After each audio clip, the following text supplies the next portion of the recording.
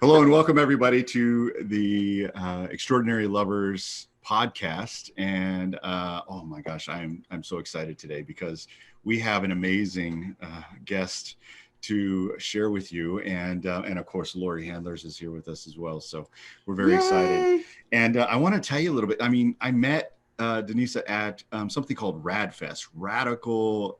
What is it? Revolution Against Aging and Death Festival. Correct. And Lori knows Denisa from much, I think, longer than that. Yeah. Well, Denisa was the physician of one of my very best friends in the whole world. And one day I was driving around Hawaii with my friend Nan, and Denisa called and said, Lori Handlers is in your car. And then Denisa and I totally connected, and we never stopped. That's adorable. Yeah, I've heard of it. Well, and so I mean, I don't want to take a lot of time introducing you, like all professional and everything. She's a friend of ours. She's beloved in our hearts. We love her. Every time we see her online, we're just lit up with joy. And because she is in such alignment with the lifestyle that Lori and I have chosen, which is super longevity. We really do want to live as long as we possibly can, as healthy as we possibly can in these bodies. And she's a physician who purports all of the life hacks. Yeah. The biohacking that we do to ourselves. Cutting edge technology. Yes. Science. I get a little warm when I I think about science. But she's done something that's really interesting, and that is bringing this element of humanity and really sexuality. Some of the things. And art and poetry. Yes. And so she really is a Renaissance woman of our age. And I really am so thankful to have you on the podcast today. Welcome, Denisa. Rensen. Thank you. I always feel so loved up when you guys talk, even if it's not about me. You're just always touching on what's most beautiful about being human, and the sexuality, sensuality, as well as the passion for life come together in your work. So I always love that. Thank you. Thank you. Yeah, thank you for the acknowledgement also. So what are we talking about today with Denisa? Well, Denisa has been working on a project that is called, I want you to give us the roundabout of all of this, but it's called Bliss. What's the Bliss rest? Designed. Bliss Designed. Mm-hmm. Yes. See, we know more than you think we know. And including her doctorate and all the other things that she does, right? CEO of but she makes films. She writes poetry. She does. An artist. She does photography. She is a Renaissance woman. Absolutely. So now Bliss Designed has really taken off, and so we want to talk about that a little bit and share with us just your love in your heart. Thank you. Well, I was working as a physician in Hawaii for many years, and there was a time in my career I had a clinic, and I did integrative, functional, naturopathic medicine, hormones, injections, IVs, the whole works. And I felt at one point in my clinical life that there's something missing. I wasn't doing medicine right. Yes, I was an amazing doctor. Patients came to see me, they got better, but there was just something missing. So I started asking the universe, and I was in Hawaii, right? So the gods are really potent there, and the goddesses. So I began asking, how am I meant to do this? Something is missing. And I received a couple of series of channelings when I was living in Hawaii. I lived near the end of the world on the west coast of Big Island of Hawaii. That's where the last battle was fought in Hawaii. And there's a lot of spirits and a lot of spirit action there. And and I received these very strong downloads and messages and Kundalini activations in that time that really pointed at the fact that I'm meant to be designing lives for bliss, not for health. Health is wonderful and it's extremely important, but bliss is the real deal. that's the zenith of the physical and metaphysical experience of being in this human body. And that's the work of the physician, is and guiding each and human that comes into our lives towards their own bliss. Wow. So that's how Bliss Designed came through. It came as a, some people say channeling entity messages, and it just started flooding through from that time. I was always a kind of very blissful type of child, teen woman, always in my own world, always creating my own ideas, very imaginative. But when it came to medicine, I felt like it was very intellectual a lot of the times. And then it just really changed overnight. And bliss came through. And everything since then, even the medicine I do, is always, at the end of the day, I'm always tapping into whether I got closer, my patients, towards their bliss, or me. Always, that's always guiding me. So that's my northern star. What an amazing journey, though. That's beautiful. And believe me, I like the science side of it.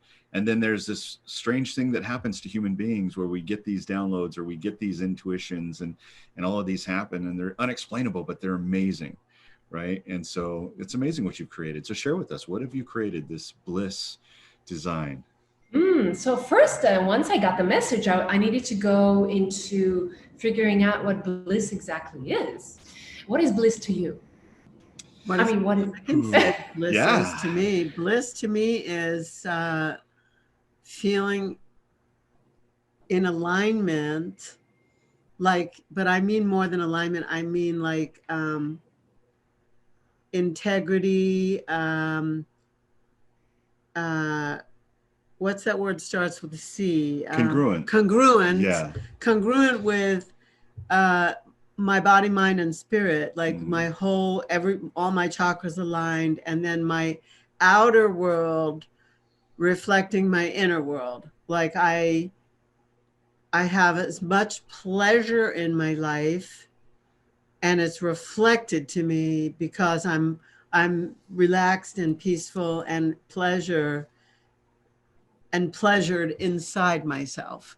So bliss to me is something I've worked at since, I don't know, 1996, at getting my world congruent with that which I study, that which I teach, that which I tell people that pleasure is our birthright. And so I feel very congruent. Right this minute I don't. I actually feel overworked. But that's because I committed to something that is stretching me beyond where I actually bargained for and wanted to go. But that'll be over in a week. So normally I'm like I feel like my world is like mirrored. Blissful outside, blissful inside, including my relationship with this human being. Oh, that's beautiful. So alignment, coherence, and being in alignment with your cosmic calling almost.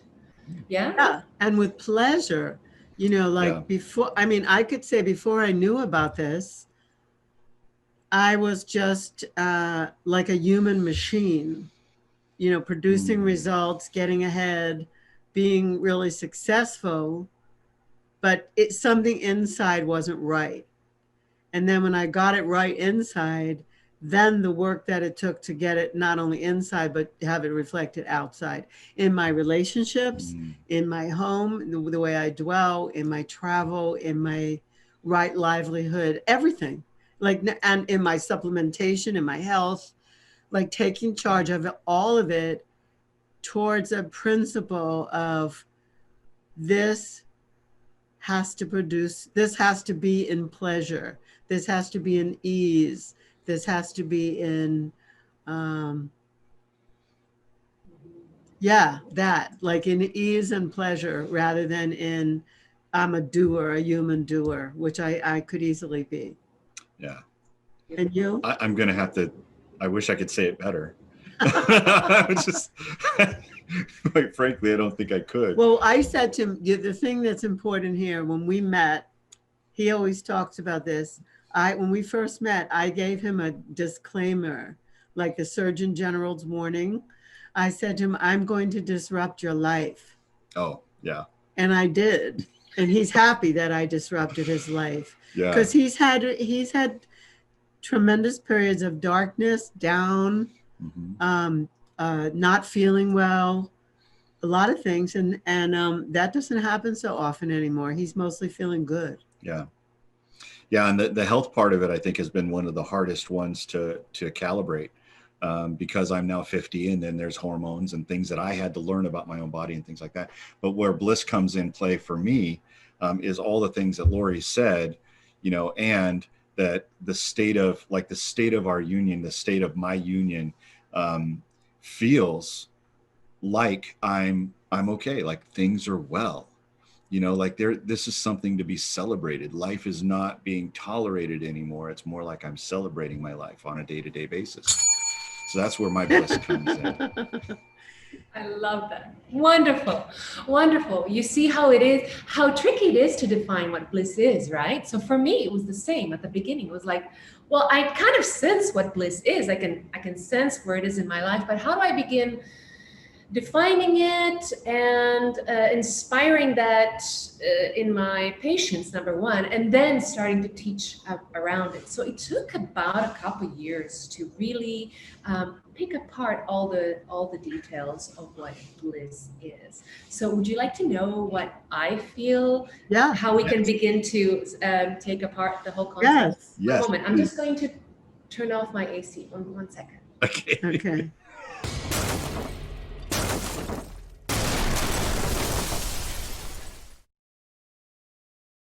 Let's pick apart what bliss is, because it's really fascinating. And once we start to look at it in a light of Ananda, essentially, Ananda is supreme bliss, yeah, from the Vedic philosophy. And essentially, what bliss is, it's an altered state of consciousness. You know, we have the 21st century normal where we live most of the day. We're thinking, we're deliberating. Right now, Lori said you're kind of overwhelmed, you're doing a lot, you're managing the world. That's 21st century normal. And what happens in that 21st century normal is that you end up having a certain biochemical neurophysiological signature where your brain waves fire in the beta to alpha sometimes phases, where your chemistry, your hormones are firing around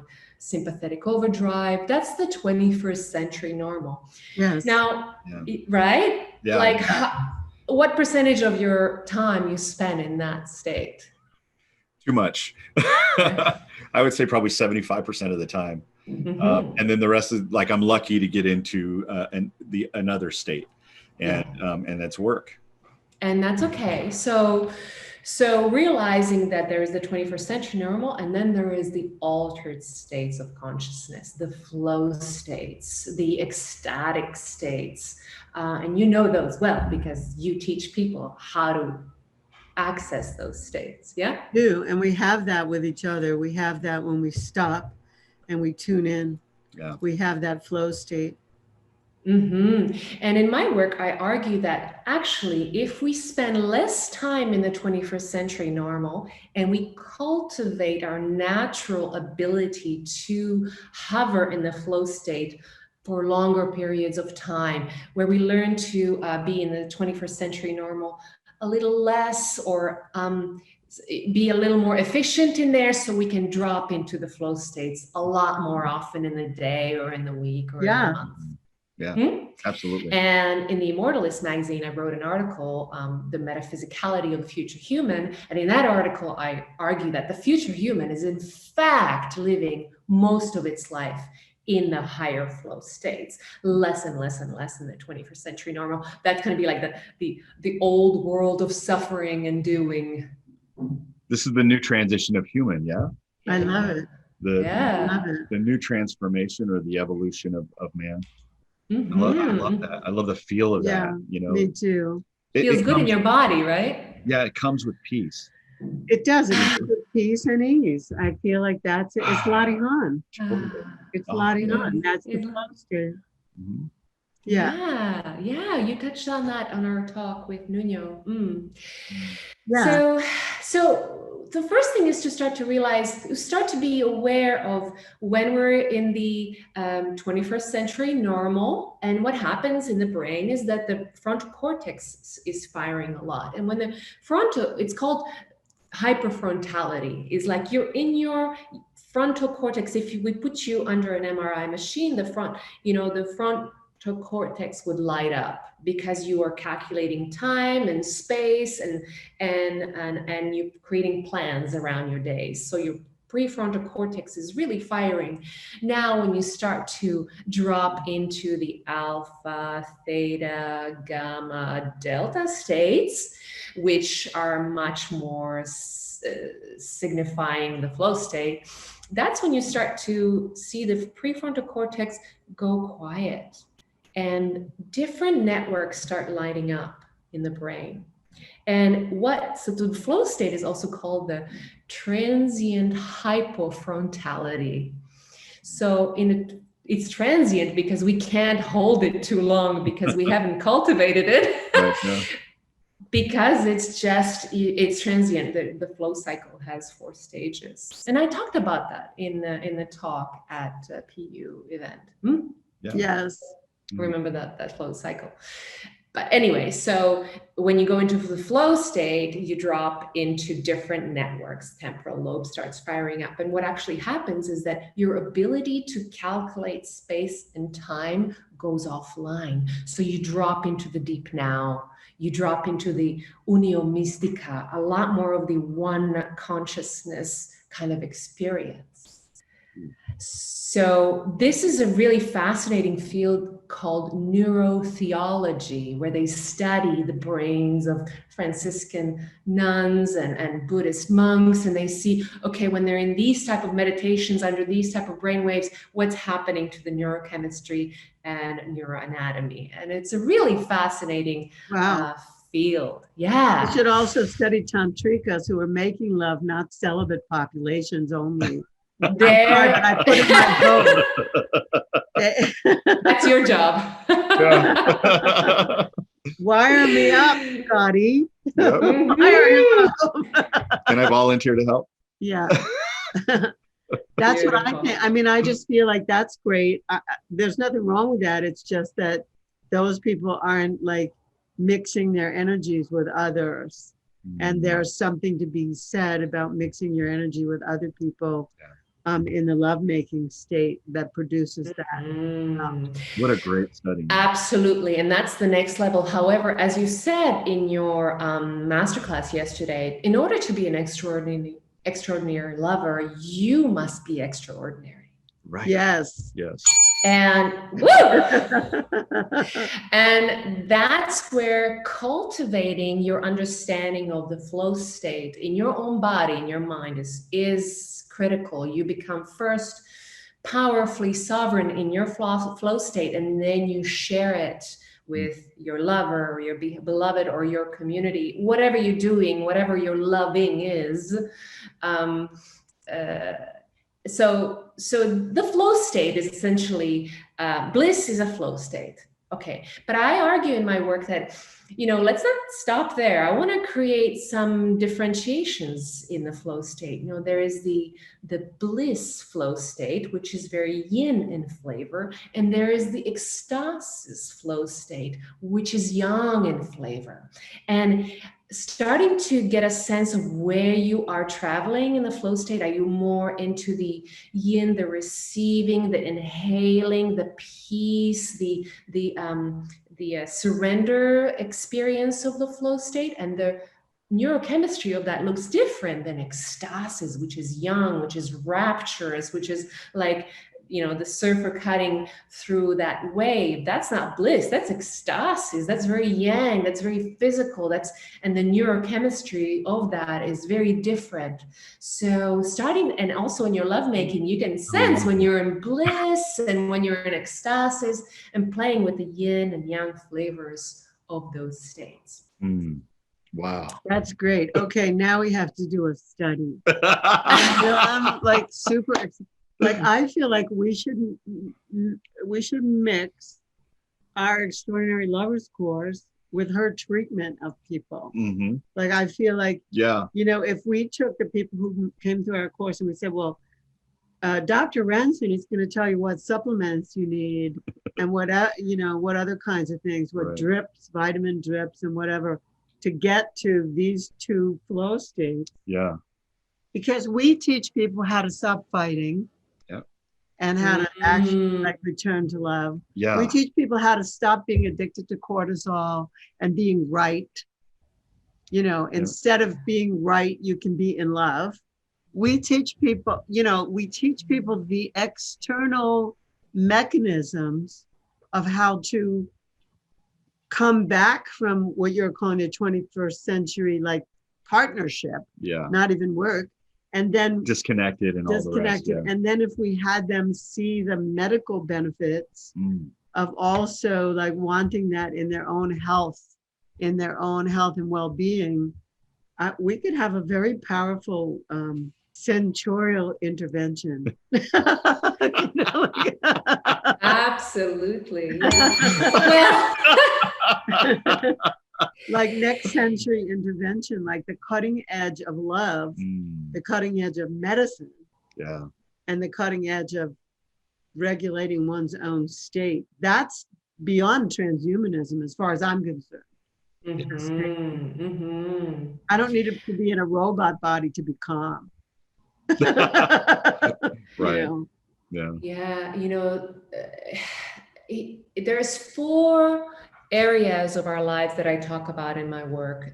There is the spectrum, the physical spectrum. So we are moving between degeneration and regeneration every day. Yeah. And depending on what thoughts you decide to have every day, you're either degenerating your physicality or regenerating it. Yeah. So being a lot more positive, being less triggered will create a lot more parasympathetic tone, vagal tone health, and will move you towards regeneration. You'll have better hormone balance and so on. But sometimes the hormones have gone off so much off track, like for you, Michael, in the 50s, testosterone. For women, it's progesterone, gesterone, DHEA, all of that drops dramatically. So sometimes we do need to replenish just to hold up the woman.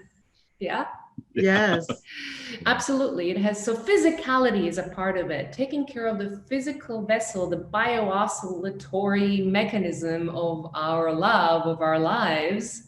That's what the flesh is. It's just upholding soul. Yes.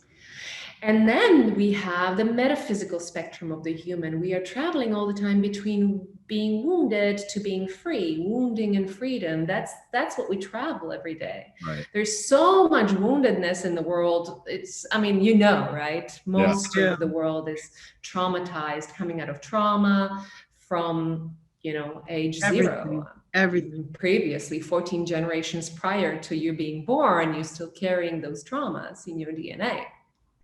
So the path of the human is to move out of the wounding into freedom, metaphysical freedom.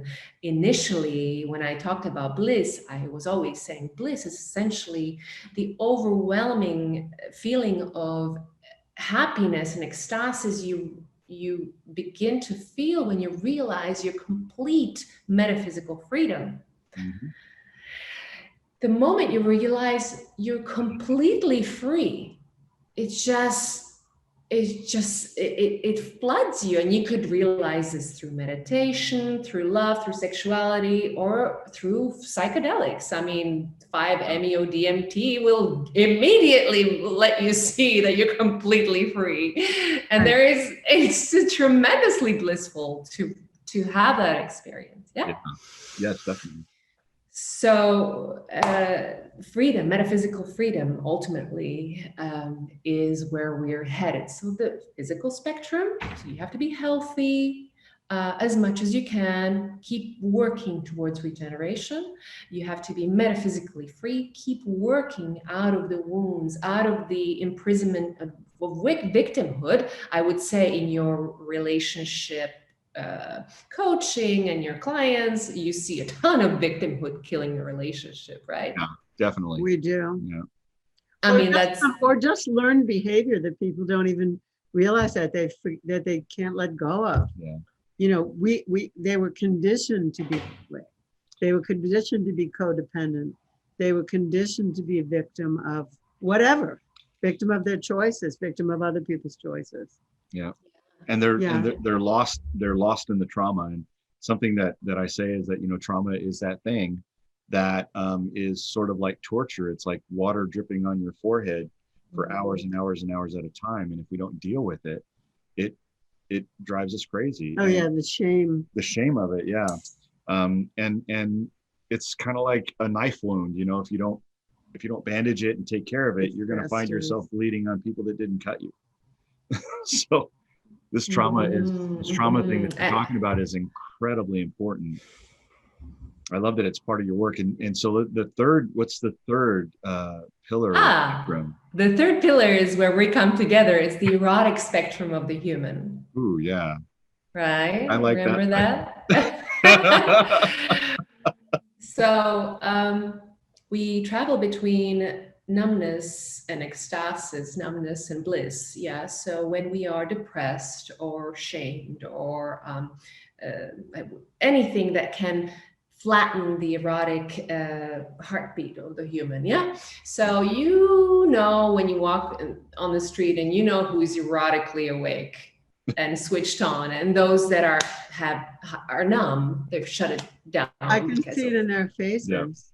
Yeah. I can just see it in people's faces. Their faces are dead or their faces are fully alive. Yeah. I can tell who's getting properly laid and who isn't. I can go into any room and look around and go, oh yeah, no sex. Yeah, it's kind of like Kim Anami's the well-fucked woman concept. Yeah. Exactly. Yeah, it's beautiful. When exactly it. That was just priceless. Yeah. You can tell. You can just tell. You can just go, when was the last time you had like really good sex? Self or other? Right. Self or other, because most people don't have it with either. Yeah. Yeah, absolutely. No, so there we go. So really recognizing where you are along the erotic spectrum. And look, I mean, I'm since you said I love poetry, and poetry really turns me on. Like when you asked yesterday, so what really turns you on, people? And I was like, poetry. He has to be poetic. If not, forget it. No, but poetry. Yeah. So essentially, I think I have this love relationship, kind of beloved relationship with life itself. So when I talk about eros, I talk about as the ignitive force of creation. It's that force of ignition that you want to create. You're in love with life itself, with beauty itself. Plato said, in fact, that eros is not necessarily a sexual energy. It's actually the energy you feel when you're like, see beauty and you must go towards it. You're just drawn to it's an ignitive force. So I call it the intelligence in love. So you can go through, you can even have a year of celibacy or 2 or 3 and be in completely erotically switched on experience. Yep. Yes. So eros is not just sexual in flavor. It really is creative in flavor. It's people who are switched on. It's like, oh yeah, let's do that. That's erotic energy. Yes. Oh, that's awesome. I love that. Isn't that beautiful? It feels good. It feels right. Yeah. So intelligence in love. You can tell there's a lot of intelligence in the world, and there's a lot of people who are intelligent, but not in love at all. And they are not erotically switched on. I call them, well, anyway, it's okay. There's a lot of that going on for all kinds of reasons. We're all exhausted. At the end of the day, we come home, we have dinner, watch TV. That's not going to. Well, there's a chance that they'll hear us. Yeah. And they'll recognize themselves and then want to be in touch with us. And we have those days too, right? We have to recognize some days my erotic spectrum is at, a 1, and some days it's at 100. So also recognizing in ourselves when we are down erotically and like what we can do to reawaken the ignition and the love and the creative spark. Yeah. Absolutely. Something we all need and we need to develop as well. Yeah. And the fourth spectrum is essentially the legacy spectrum of the human. That's what you began talking about, bliss being the alignment and the coherence to your cosmic calling. You can feel when you're on, and you can feel when you're in the slipstream and when you're off.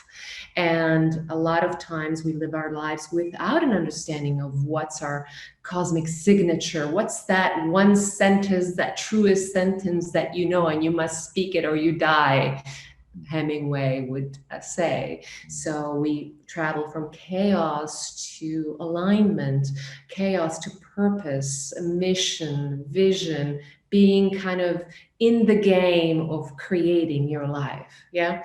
So we have physical spectrum, metaphysical, erotic, and the legacy spectrum of the human. Some kind of significance to our lives, and instead of being in chaos, not knowing where we're going, let's move towards purpose and alignment, and yeah. So that's a little bit of what I touch on. And that's medicine 101, you know. This is like, everyone should have this laid out and understanding where they're at, and ultimately you take sovereign responsibility. You're an autonomous human being who can sense this, activate it when it's in trouble, erotically or metaphysically or physically, seek out the right people to help you come back up and towards the other side of the spectrum. Let's keep moving towards full alignment, to our regenerative capacity, to our metaphysical freedom, to our erotic openness, and to purpose and mission and alignment in our lives. Wow. Beautiful. And I imagine everybody who has that, I can imagine that everybody who has that is not only living their best life, but they're creating their best life. It's constant, it's constant creation. I was just going to say, well, this week I created a sigil for my life's purpose. And it's too bad I don't have it like right in front of me, but it's 2 T's and a P in a diagram. And it's transformation through pleasure. And that's it, you know. And I still have yet to like draw it on my body. I'm not going to get it tattooed, but I am going to draw it on myself. We're gonna do some creative art on Lori. Yeah. So that's beautiful. So it's interesting that you say that. What you're talking about is exactly where I am in the program that I'm so stretched by. It's still creating what you just talked about. Wow. So, what an appropriate moment to be having this conversation. I know. For both of us. Like, this really? is like, I feel like I just got a complete map and blueprint of human. And it's absolutely fascinating and beautiful. It's like really beautiful, right? Yeah. Yeah. There's such beauty in being in our lives, in our bodies, in this moment. Yeah. It's beauty. Yeah. And that's what all the poets, all the mystics, all the Sufis talk about, is your intelligence being in love with the beloved, and whoever the beloved is or whatever it is, just be in love. Just be in love, in a complete state of love. You know, I'm seriously going to quote you on that. Just be in love. I love it. Listen, tell us how do we get in touch with you? How do we take part in these programs? How do we design our life to be blissful? Oh, wonderful. Well, so there's 2 ways that you can come into my field, and you already are since you're listening to this, but it's either through the online programs, which are my salons. I have 3 salons that I've created to help support us in this time. They're kind of like online courses, but they're more interactive. They have one-on-one part, because I feel like the content I create, it's really intimate and personal. And so that intimate, personal connection with me is really important part of the code right now. So I have a salon called Ageless for the ageless human. So taking us through the whole concept of how to design an ageless body and an ageless mind, an ageless erotic openness. And, so I go along these spectra that I just talked about, the physical, the metaphysical. I'm squeezing Lori's hand because I am loving this. Right? Ageless. I want to be ageless. Right? You should be in that salon. So we've got the ageless salon, then we've got the immune salon, which came out this year because essentially I was getting really tired of the germ theory out there. So I'm actually speaking about that at a Dubai conference, about the spectrum from germ theory to quantum immunology. So really freeing us from this very dualistic perspective of our bodies against microbes, really creating the path out of germ theory towards terrain experience of our immune system and bodies, towards holobiome perspective, symbiosis with the environment, eco-relationships, and into quantum immunology, where in fact your immune system is not there to defend you, it's there to sense resonance, with other entities, other. Beautiful. Yeah. So the immune salon is there to support us through this time, and the strategies from the germ theory to quantum theory are different. So through this course, you get the entire look at, oh my God, what are all the immune strategies I can have to support my life? And then I have the Bliss Designed salon, which really takes us into bliss, ecstasis, and the erotic soul of our lives. So what is bliss? What is ecstasis? How are they different? Where do they show up in our lives? How to activate them? What about eros? Okay, how do we understand eros and that ignitive force of creation in us? How do we wake it up, and how do we use it to create the work in the world? I think there is a lot of products and services in the world, and a lot of them are devoid of these qualities, and these qualities are healing, they're magnetic, they're sexy, they're juicy, they save the world. So I would love to see a lot more bliss designed, ecstasis flavored, erotically charged work in the world, products, services, everything, just a little bit of that flavor that we're alive. The person who designed it is switched on. There is an element of, there's a life force in it. That's beautiful. So that's Bliss Designed. So those are salons online. And of course, I also work one-on-one with women right now, especially. And then, of course, come see me in Cabo. I'm the medical director of Stemaid Institute, where essentially we use pluripotent stem cells and exosomes to rejuvenate the whole body. So, that's in person. Yeah, for sure. So is there a specific website where somebody can find all your stuff, like all your links, or are there two websites? Well, the Bliss Design is my kind of personal life work around the salons, around bliss, and how do we design for it through the ageless theme. BlissDesigned.com, correct? BlissDesigned.com. And then to see me in person, you can come to Stemaid Institute in Cabo, and that's where I do the medicine portion of my work. So wonderful. It's called Stemaid Institute. Oh, Stemaid. Yeah. Okay. Stemaid. Yeah. Right. So it's a really, and interestingly, when it comes to extraordinary lovers here, we do therapies even such as the P shot with exosomes, the O shot, clitoral shots of exosomes, G-spot injections of exosomes. It's really cutting edge, beautiful medicine.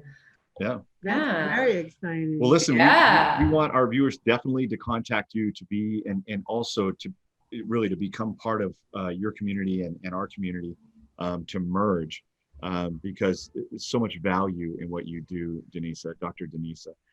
You really are amazing. And so thank you so much for being with us today. And we have to go to Cabo. We are going to Cabo. You must come to You Cabo. heard it here. We're going to Cabo. to spend some quality time with you. Thank you again so Thank much for being on the you. podcast. Thank you. And thank you for what you're creating, really.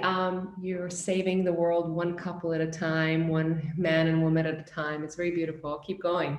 Thank you. Thank Thank you. We you. will. We promise. We will. We promise. So thank you so much for being with us today on the Extraordinary Lovers podcast. Again, that's going to be sextalkradionetwork.com. And again, please find Dr. Denisa Rensen at BlissDesigned.com and connect. You won't be sorry. Thank you.